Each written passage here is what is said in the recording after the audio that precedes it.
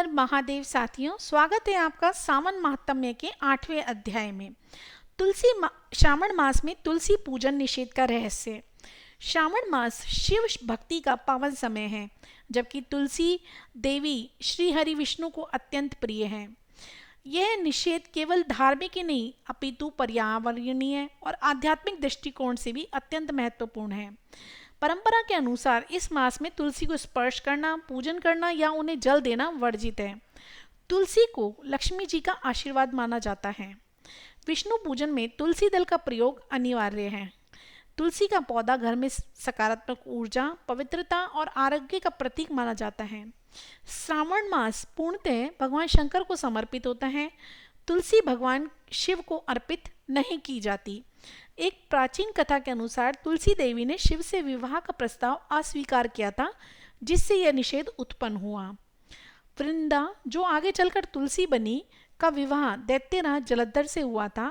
उनके पतिव्रत धर्म के कारण जलंधर को देवता भी पराजित नहीं कर सके। भगवान विष्णु ने छल पूर्वक ब्राह्मण का रूप लेकर वृंदा का प्रतिव्रत भंग किया। क्रोधित वृंदा ने श्री हरि को शालिग्राम बनने का श्राप दे दिया और स्वयं तुलसी बन गई। तभी से तुलसी विष्णु को प्रिय हो गई, पर शिव को चढ़ाई नहीं जाती। सावन मास में सूर्य कर्क राशि में होता है, जो जल तत्व प्रधान है। तुलसी की प्रकृति अग्नि तत्व प्रधान मानी जाती है। इस मौसम में तुलसी पौधा अत्यधिक नमी के कारण संवेदनशील हो जाता है। उसे छूना, जल देना और पूजा करने से उसकी जड़ों को हानि हो सकती है।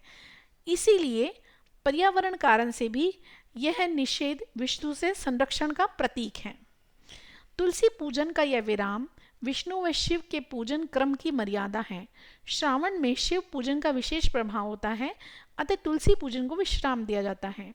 भाद्रपद मास में तुलसी पूजन पुनः प्रारंभ होता है, विशेषकर हरियाली तीज व एकादशी से।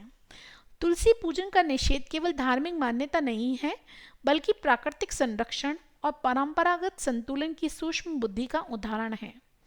यह हमें सिखाता है कि श्रद्धा के साथ विज्ञान का संतुलन भारतीय संस्कृति की विशेषता है।